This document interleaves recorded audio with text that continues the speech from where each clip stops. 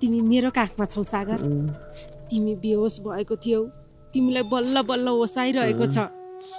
मैले तिमीलाई मामाको बन्धनबाट छुटाएर ल्याइसके सागर। अब तिमी ढुक्क हौ, म तिमीलाई के पनि हुन दिन्न। मलाई मेरो कान्छुलाई भेट्नु छ। चाँडो भन्दा चाँडो मलाई मेरी बुढी भएको ठाउँमा, मेरी छोरीहरू भएको ठाउँमा पुर्याइदेऊ न, बिन्ती छ। पुर्याउँछु तिमीलाई बुढी र छोरी भएको ठाउँमा।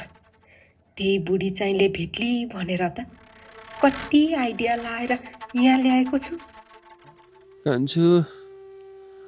कान्छु बुढु। सागर चुप लाग न, चुप लाग सागर। अहिले मामाले थाहा पाउनु भयो भने हामी भएको ठाउँमा आउन सक्नुहुन्छ कि सागर। मेरो कान्छु खोइ। चुप लाग न सागर। फेरि मामा यहाँ आउनु भयो भने तिमीलाई मार्न सक्नुहुन्छ। त्यही भएर हामी चुप लागेर बसौँ सागर। मलाई धेरै गाह्रो भइसक्यो। सायद अब म बाँच्दिनँ होला। मलाई मेरो कान्छुको मात्रै नाम लिन मन लागेको छ। मलाई नरोक प्लिज। बुढु कान्छु।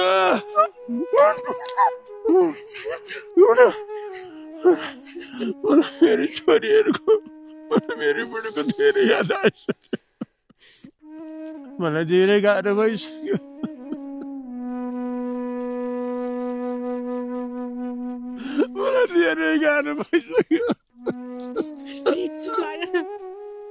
म मर्नै परे पनि मेरो श्रीमतीको काखमा, म मेरो छोरीहरूको साथमा मर्छु नि।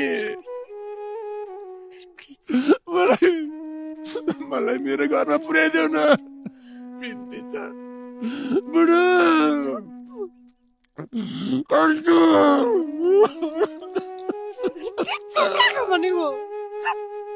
मलाई धेरै गाह्रो भयो। मलाई उठाइदेऊ। कान्छु